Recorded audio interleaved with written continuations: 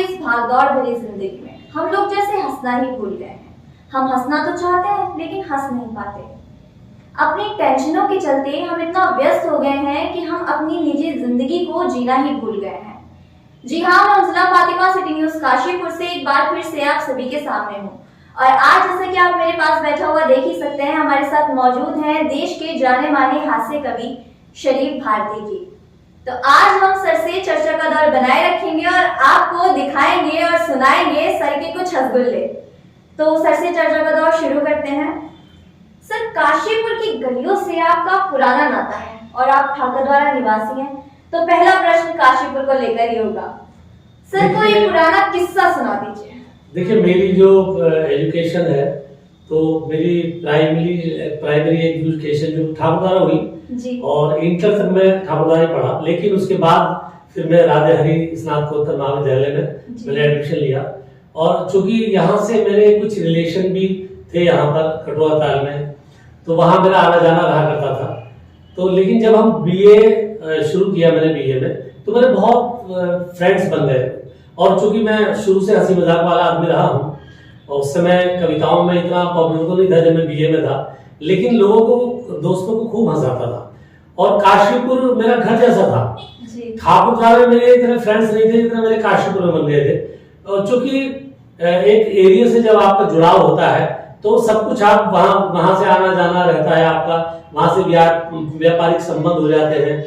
वहां एक दोस्तों की पूरी एक कमेटी बन जाती है, गोष्ठी थी, जो आज भी मेरे बहुत से दोस्त हैं यहाँ पर और मुझे बहुत अपनापन लगता है।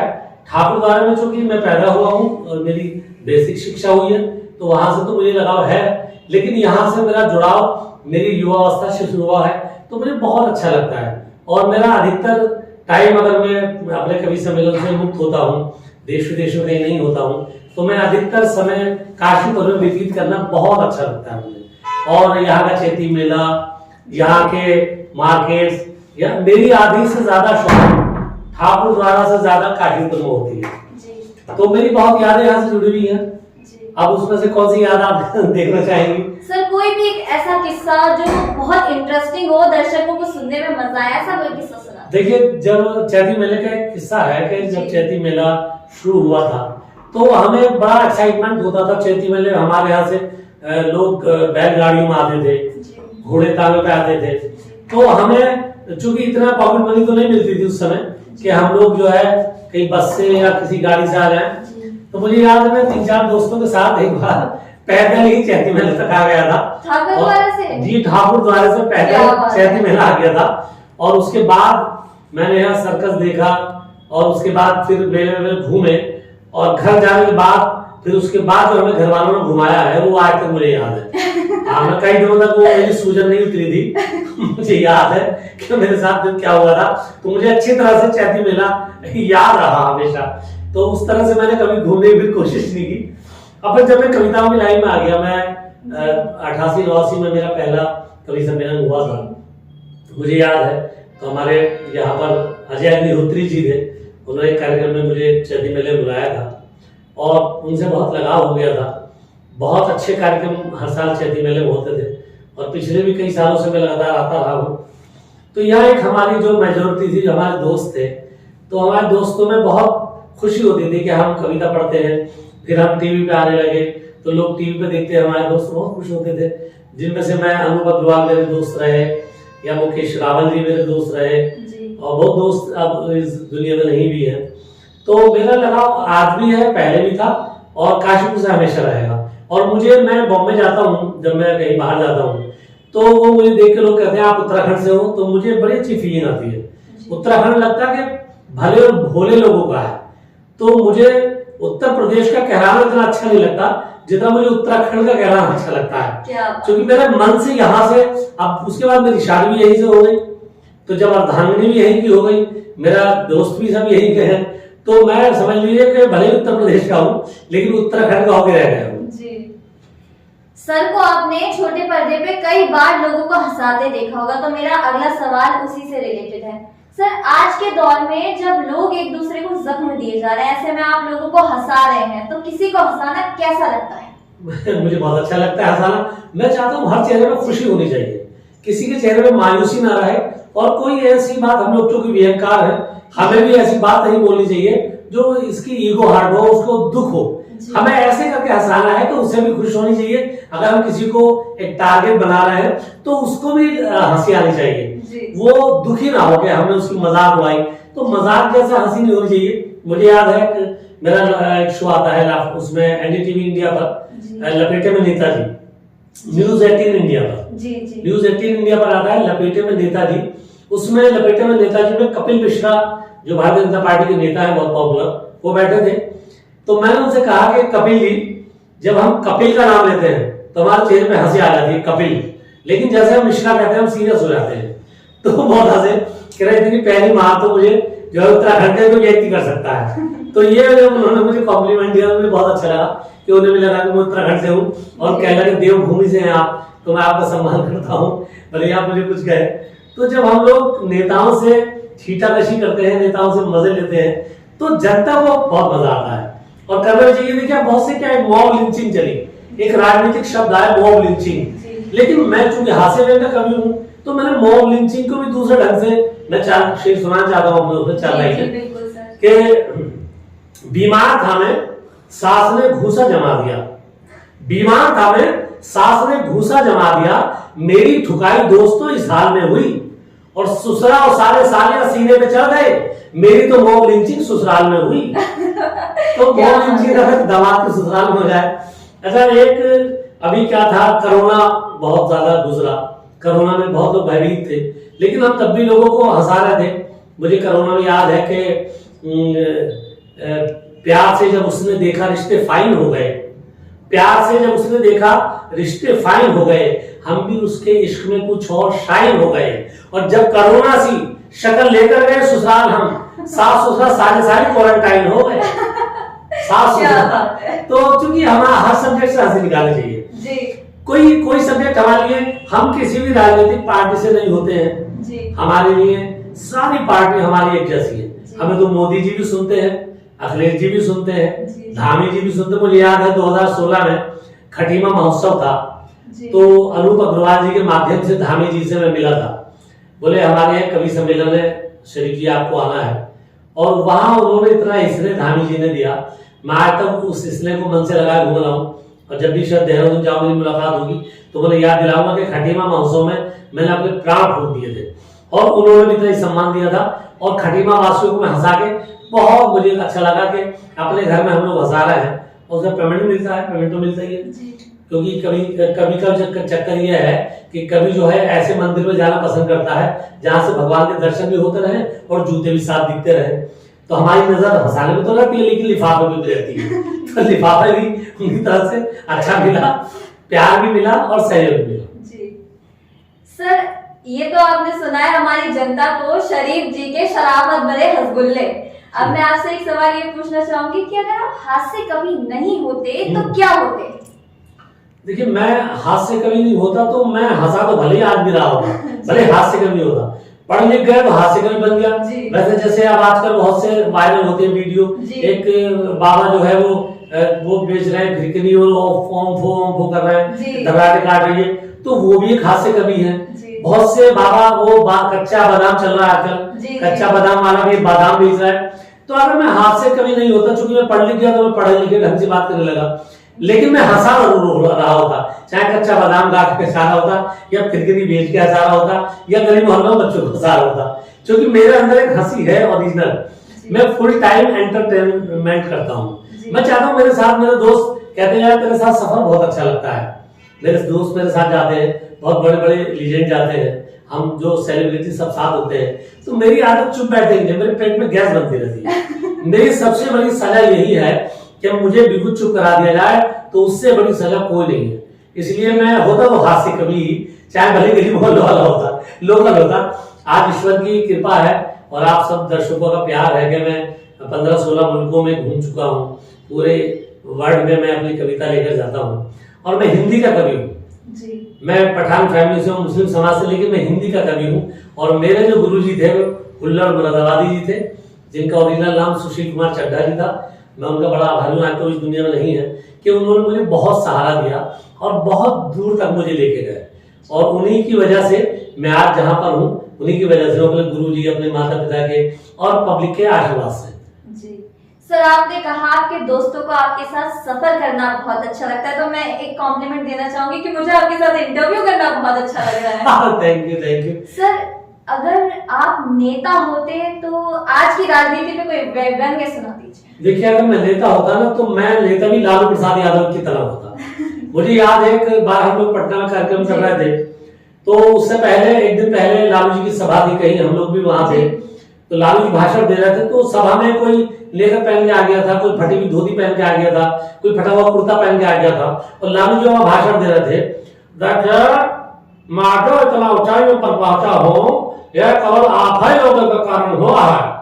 तो वहां से एक आदमी अपनी फटी धोती दिखाकर बोला, और हम जो इस कंडीशन में पहुंचे हैं वो भी आप ही के कारण हुआ है सर। तो बातों बातों में हंसी निकलती है। दूसरे कवि सम्मेलन था और लालू जी ने जो सम्मान दिया कवियों को वो पूरा देश जानता है। लालू जी रेल मंत्री थे जी। लालू जी ने पूरे हिंदुस्तान के कवियों को और शायरों को एक रेलवे का पास दिया था, जिसमें 2 लोग वैलिड थे, सेकेंड एसी का पास था, और वो हम सब कवियों को मिला था। लालू जी के बाद फिर ममता बनर्जी जी आ गई थी, जो हमारे पास कैंसिल हो गए थे। तो लालू जी के अंदर जो हास्य है ना, वो ओरिजिनल है। तो अंदर से अगर वो नेता भी होते हैं तो वो ओरिजिनल हास्य होता है। तो मैं अगर लीडर भी होता ना तो मैं हंसा के मार देता विरोधी को। मैं गाली देके नाराज होकर कतई नहीं मारता, मैं उसे हंसाता और खुद ही गुदगुदा के मर जाया करता, समस्या खत्म। क्या बात है सर, बहुत बढ़िया। सर, एक सवाल मैं आपसे ये करना चाहूंगी कि आज के इस इंटरनेट युग में जो हमारी नई जनरेशन है वो कहीं ना कहीं कवि सम्मेलन जैसे आयोजनों से ना दूर होती जा रही है, तो इस बात पर आपका क्या कहना है? देखिए, हम ये भी नहीं कह सकते दूर हो रही है, क्योंकि नई जनरेशन में मैं देखता हूँ इंजीनियरिंग कॉलेज में आज बहुत अच्छे कवि सम्मेलन होते हैं। मैं देहरादून के कई कॉलेजेस में ऐसे गया हूँ जहाँ यूथ है, मैं ऐसे इलाहाबाद के कई कॉलेजेस में गया हूँ जहाँ यूथ होता है, और वो बहुत अप्रिशिएट करता है। यूथ को बहुत जल्दी पंच समझ में आते हैं, वो बहुत मजा लेता है, तो उसका इन्वॉल्वमेंट तो है। ऐसा नहीं है कि वो विरक्त है। हाँ, कोई ऐसी कविता जो पल्ले न पड़े या जो सिर से गुजर जाए। मुझे याद है एक बार वो किसी पत्रकार ने पूछा था कि साहब किसी कवि से का आपको पहला प्यार कब हुआ, तो जो गीतकार था उसने अलग बताया, जो हास्य व्यंग्यकार था उसने अलग बताया, लेकिन जो वीर रस का था उसने अलग बताया कि हमें पहला प्यार कब हुआ। अब एक करोड़ रस का था, तो जो करोड़ रस और ओज रस होते हैं वो हो सकता है स्टूडेंट की समझ में ना आए, क्योंकि मुझे याद है जब उसने कहा आपको पहला प्यार कब हुआ, तो जो वीर रस का कवि था उसने कहा, धरती डोली अंबर डोला, मेरे शब्द थे आपका बोला, जोश में आकर जब मैं बोला उस लड़की ने गेट न खोला। हो गया पहला प्यार। अगर करुण रस का कवि वो अलग ही उत्तर देता है, एक न पीड़ा करुणासु अपनी यही धरोहर था, आसमान था सर पे मेरे और जमीन मेरा घर था, इस कंडीशन में कोई भी क्यों करती स्वीकार मुझे, मुझको छोड़ के भाग गई वो कैसे करती प्यार मुझे। अब वो इस तरह की कविता जब यूथ के सामने आने लगे, क्या भाई साहब दिमाग खराब कर रहे हो, कहा तुमने तो दिमाग पका दिया हमारा। लेकिन अगर कोई मजे की बात है, कोई हंसी की बात है या कोई सुर की बात है, मगर गीतकार से पूछा किसी पत्रकार ने कि आपको पहला प्यार कब हुआ, गीतकार अपने लफ्जों में जो बात करेगा तो हर किसी का अंतर्मन को छुएगा। ठंडी हवाएं थी, दिलकश फजाएं थी, लब थरथराए थे, तुम पास आए थे, बाहों का घेरा था, मौसम का पहरा था, दिल को दिल से ये रिश्ता स्वीकार हुआ, वहीं से जानम हमको पहला प्यार हुआ। तो ये लाइनें जो दिल तक जाएंगी तो कौन सा यूथ है, कौन सा नौजवान है जो उसे पसंद ना करे। तो मेरा ये मानना, आपका ये कहना गलत है या मेरा मानना गलत है कि यूथ जो है कवि सम्मेलनों से लाफ्टर से नहीं जुड़ा हुआ है। आज कपिल शर्मा शो, मैं कपिल के साथ काम कर चुका हूँ, the great Indian laughter challenge season 3 में मैं और कपिल साथ साथ थे। तो वहां कम से कम आप ये कल्पना करें 100 कलाकार हंसी मजाक के हिंदुस्तान से चाटे थे, मैं भी उसमें भाग्यशाली था 2007 में। तो जब 100 लोग एक जगह एक बिल्डिंग में रहते हो और वो सारे हंसाने वाले हो तो दिमाग को तो दही हो जाएगा। आप कुछ बोलेगा, वो कुछ बोलेगा, वो कुछ बोलेगा, कह रहे भाई बस दिमाग फट रहा है, हंसाओ मत। अरे गाल दुख रहा है हंसा मत, पेट दुख रहा है हंसा मत। तो हमारा तो हंसते हंसते पेट दुख जाता था और हम पूरे हिंदुस्तान से छटे हुए लोग थे। और आज कपिल शर्मा शो देखिए बहुत ऊंचाइयों पर है, बहुत से शो चल रहे हैं। एक शो चल रहा है सब टीवी पर, गुड नाइट इंडिया, मेरा भी एक एपिसोड आप उसमें देखेंगे। तो शूट मेरा आने वाला समय बाद है, अभी 3 या 4 अप्रैल को होगा वो, तो उसमें भी मैं जा रहा हूँ। तो हम लोग कॉमेडी के शो में तो लगातार जा रहे हैं और यूथ से जुड़े हुए हैं और पूरा देश हमें प्यार कर रहा है। तो हंसी को आप न सीमाओं में बांध सकते। मैं कितने देशों में चला गया, 2 बार मुझे पाकिस्तान से बुलावा आया, लेकिन मैं पाकिस्तान नहीं गया क्योंकि मेरे मन में पाकिस्तान जाने की इच्छा अंदर से ही नहीं थी कि वहां जाऊं, क्योंकि वहां कई जगह तो बम फट जाते हैं। आज चला किसी बम में कभी काम आ गया हिंदुस्तान का, तो बिना वजह वो सुनाने गया, हंसाने गया है और वो हंसाने के लोगों को रुला हो गया। तो इसलिए ऐसे देशों में नहीं जाता जहाँ अराजकता फैली हुई हो या जहाँ परेशानी हो। मैं बहुत देशों में गया, बहुत प्यार मिला। मैं दुबई गया, जद्दा गया, मस्कत गया, शारजा गया, कुवैत गया, ओमान गया, कितने देशों में बहुत प्यार मिलता है हिंदुस्तानी लोग। और जो हमारे देशवासी हिंदुस्तान के लोग हैं वो हमें अथाह प्यार देते हैं। सारी सीमाएं छोड़कर यार हिंदुस्तान से आया, कितना खुश होते हैं वो। हमसे होटल में मिलने आते हैं, हमारे मंच पे हमसे पास रहते हैं वो, तो बहुत खुशी होती है। हमारे गवर्नर वहां पर जो हमारे राजदूत थे वो हमारा वेलकम करते हैं, तो हमें गर्व होता है हम हिंदुस्तानी और हम बाहर जा रहे हैं तो हमारे हिंदुस्तानी हमसे कितना प्यार करते हैं, तो बिल्कुल जान निकाल के रखते थे हमारे लिए। तो इसलिए हंसी जो है कहीं नहीं रुकेगी। हंसी को सब लोग पसंद करते हैं, रोने को कोई पसंद नहीं करता। जब आप रो रहे हो तो आपके साथ दूसरे आंख में बड़ी मुश्किल से होती है, लेकिन जब आप हंस रहे होते हैं तो सारे लोग आपके साथ ठाकर आते हैं। तो इसलिए हम तो हंसी बांटते हैं और हंसी बखेरते हैं। हम चाहते हैं देशवासियों के, बच्चे के, बड़े के, बूढ़े के, सब जगह हंसी हो। मुझे तो याद है किसी हॉस्पिटल में गया अपने दोस्त के, मैंने मरीजों से 1-2 चुटकुले सुना दी, बात कर ली, वो सब हंसने लगे। तो वो मैं 3-4 दिन बाद गया तो वो हॉस्पिटल वाला बहुत नाराज हुआ, भाई साहब मेरे यहाँ मत आना। मैंने कहा क्यों? कह रहे यार तुम पिछले हफ्ते आए थे, आधे मरीज तो डिस्चार्ज होकर भाग गए, हम तो ठीक है, अभी क्या प्रॉब्लम है, हम तो बिल्कुल फिट हैं, आपने बिना में रख रखा है, डिस्चार्ज कीजिए। तो वो ऐसे लोग तो हमसे दुखी रहेंगे जो हंसी की वजह से आधे तो मैंने ठीक कर दिए, जिनके दिमाग में परेशानी थी। तो जब हम रिलैक्स रहते हैं, खुश रहते हैं, समस्याएं हर किसी के सामने आती हैं, लेकिन जब समस्याओं को छोड़ के और आप हंसेंगे, मुस्कुराएंगे, तो खिलते हुए चेहरे किसको बुरे लगते हैं? देखिए मुस्कुराता हुआ फूल, मुस्कुराता हुआ बच्चा, कोई आदमी कुरूप से कुरूप भी इस दुनिया में अगर मुस्कुरा के बात कर रहा हो ना, तो वो भी मुझे ऐसा लगता है जैसे ऐश्वर्या राय खड़ी हो। और बहुत सुंदर आदमी में गमगीन दिखाई दे ना, तो वो मुझे ऐसे लगता है भाई इससे तो ना मिले तो अच्छा है। तो हंसी का कोई सीमाएं नहीं है, हंसी की कोई अपनी परिधि नहीं है। बहुत अच्छी बात सर आपने कही है। सर आपने बात की पहला प्यार, तो हास्य कवि की जुबानी में कैसे कहेंगे आपकी पहला प्यार? देखिए हम लोगों को तो लड़कियां सीरियसली लेती ही नहीं। हम तो कैसे कहते हैं हम तुम्हें प्यार करते हैं, तो कहती है क्यों मजाक कर रहे हो, मैं ऐसे कहता हूँ, सबसे ऐसे कहता हूँ।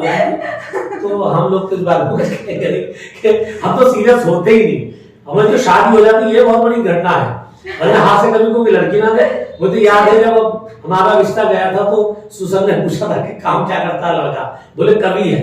बोले उसके अलावा क्या करता है? बोले नहीं कवि भी कमाते हैं। बोले अच्छा कविताएं सुनने भी को देता है क्या? मैंने कहा नहीं, पहले अगर खराब सुना हो तो चप्पल भी देगा, अंडे देगा, टमाटर देगा, ढंग की सुना हो तो लिफाफा देगा। तो फर्क है जी। सर शरीफ भारती जी हमारे साथ हमारा मंच शेयर कर रहे हैं, तो हमारे दर्शक शुरू से लेकर अभी तक यही इंतजार कर रहे होंगे कि कब आप उनके लिए हंसगुल्ले सुनाएंगे। तो कुछ 1-2 शेर हो जाए। देखिए हंसगुल्ले तो मैंने सुनाया, आप पत्रकारों की बात की, आप लोग तो ऐसे सवाल कर देते हैं जी, तो अब आपको तो समस्या समझ में नहीं आती। अच्छा ये पता नहीं चलता कि आप किसको फांस लें, ऐसे ऐसे सवालों में उलझा देते, लेकिन हम तो हंसी में सुनाते हैं, हंसी में निकल जाते हैं। तो हमें तो आप हंसगुल्लों की बात कर रहे हैं, तो मैं आपको एक हंसगुल्ला और सुना देता हूँ। देखिए विधानसभा में क्या है, जब नेता आपस में लड़ते हैं ना, तो ये बड़ी अजीब विडंबना होती कि विधानसभा के अंदर कैमरे लगे थे, महाभारत का चल रहा था सीन। एक विधायक को गिराकर मार रहे थे 3-3। नीचे गिरा विधायक बोला तुम तीनों की बुद्धि भ्रष्ट हो रही है, देखो सीने में चढ़ के मारने की नहीं हो रही है, मेरा सीने में से हटाओ, उससे पहले मुझे गुस्सा आए तो मुझे गुस्सा मत दिलाओ। एक नेता कोने में खड़ा हुआ रो रहा था, बोले भाई साहब बाहर तो आओ। बोले उससे पहले मोटे वाले विधायक से मेरे धोती दिलवाओ, मैं यहाँ 2 घंटे से खड़ा हूँ, बाहर कैसे आऊँ, फटी हुई चड्डी में खड़ा हूँ। एक नेता अमरीश पुरी की तरह बोला तुम दलितवादी, तुम मनुवादी और मैं लोहियावादी। मैं तुम्हें लोहिया के सिद्धांतों को समझाऊंगा, माइक लोहे का है कमीनो, तुम्हारी खोपड़ी पे एक एक करके बजाऊंगा। तो ये विधानसभा के सीन होते हैं जो मैंने आपको सीन की तरह समझाए। अब तो विधानसभा थोड़े पढ़े लिखे लोग पहुंचने लगे, तो माइक तोड़ के कोई नहीं मारता है, ये किसी के कपड़े नहीं फाड़ता है। अब तो बेल में जाकर कागज उछाल देते हैं, तो हो सकता है कि वो उन्हें अध्यक्ष महोदय उन्हें निलंबित कर दे। तो अब स्थिति पढ़े लिखे लोग आए हैं तो पढ़े लिखों जैसी है। पहले क्या है, बदमाश और डकैत चुन के भेजते थे, तो स्थितियां वैसी होती थी। हमने फूलन देवी को भेज दिया था वहां पर, अब क्या उम्मीद कर सकते हैं वहां के वो क्या बोलेंगी। 4 गाली देंगी तो बर्दाश्त करना पड़ेगा, भेजना तो आपने है। लेकिन जब आप पढ़े लिखे समाज के लोग भेजोगे विधानसभा में, लोकसभाओं में, तो स्थिति बहुत अच्छी होगी। मेरी कविता है गुंडे का संन्यास, मैं 4 लाइनें उससे सुनाना चाहता हूँ कि एक गुंडे ने गुंडे से ले लिया संन्यास, तो नेता और पुलिस दौड़े चले आए उसके पास। पुलिस आती गिड़गिड़ाई, ऐसा क्यों कर रहे हो भाई, अगर आप ले लेंगे संन्यास तो हम क्या खाएंगे, घूस के बदले घास। हम क्या खाएंगे, घूस के बदले घास। चोरी डकैती राहजनी कुछ तो करवाओ यार, अपने पहले वाली फॉर्म में आ जाओ, हमारे खाने पे ताला तो मत लगवाओ, हमारे पेट पे लात तो मत जलाओ, हमारे पेट पे लात तो मत चलाओ। नेताजी बोले गुंडे से, मैंने हमेशा आपके कर्मों का फल पाया है, पिछला इलेक्शन में तो आपने जितवाया है, सब आपकी महाकाली का खेल है, आपके सामने तो चुनाव आयोग भी फेल है, हमारी राजनीति पर आपकी विशेष छत्र छाया है, मैंने हमेशा आपके अंदर गांधी जी को पाया है। गांधी जी ने दांडी यात्रा की तो आपने दुबई यात्रा की, गांधी जी ने नमक कानून तोड़ा तो आपने सत्ता के लिए विधायकों को तोड़ा। गांधी जी भी जेल गए, आप भी जेल गए। गांधी जी के पास लाठी थी, आपके पास कट्टा है, जो आपके अस्तित्व का नकारा उल्लू का पट्टा है, जो आपके अस्तित्व का नकारा उल्लू का पट्टा है। आप राजनीति में हैं, आप कानून में हैं, आप निर्दोषों मासूमों के खून में हैं। गुंडा झुंडाया, अरे कमबख्तों मुझसे क्या लोगे, अरे सफेद पोशो, मेरी आड़ में पूरा मजा पाते हो और बाद में बदनाम मुझ जैसे गुंडे को करवाते हो। अब अंदर क्या है बाहर क्या है मैं अच्छी तरह जान गया हूँ, मैं अपने गुंडक की ताकत को पहचान गया हूँ, इसलिए क्षमा करिए नेताजी, मैं अब आपके लिए बूथ कैप्चर करने नहीं आ रहा हूँ, इस बार मैं खुद लोकसभा का पर्चा बनने दिल्ली जा रहा हूँ। क्या बात है। तो ये स्थिति आई है, अब लोग अच्छे आ गए हैं और देश बदल रहा है मोदी जी के नेतृत्व में, हमारे धामी जी के नेतृत्व में, हमारे योगी जी के। तो जब निश्चित रूप से पढ़े लिखे संस्कारी लोग आते हैं तो समाज में परिवर्तन होते हैं, राजनीति में परिवर्तन होते हैं। धन्यवाद सर, आपसे बात करके वाकई मैं तो हंसी से लोटपोट हो गई हूँ और दर्शक भी हमारे, मुझे लगता है कि हंसी से लोटपोट ही हो गए होंगे। बहुत अच्छा लगा आपसे इंटरव्यू करके, ऐसा लगा ही नहीं कि मैं इंटरव्यू कर रही हूँ, ऐसा लगा कि मैं रिलैक्सेशन कैंप में आई हूँ। बहुत अच्छा लगा। और मैं दर्शकों के बाद धन्यवाद करना चाहता हूँ कि मेरा इंटरव्यू देख के अच्छे विचार भेजे, अच्छे कमेंट भेजे और अगली बार इनसे फिर कहे कि एक इंटरव्यू होना चाहिए। धन्यवाद जी। बिल्कुल, हम भी आशा करते हैं कि जल्दी आपका दोबारा इंटरव्यू करेंगे। तब तक के लिए धन्यवाद।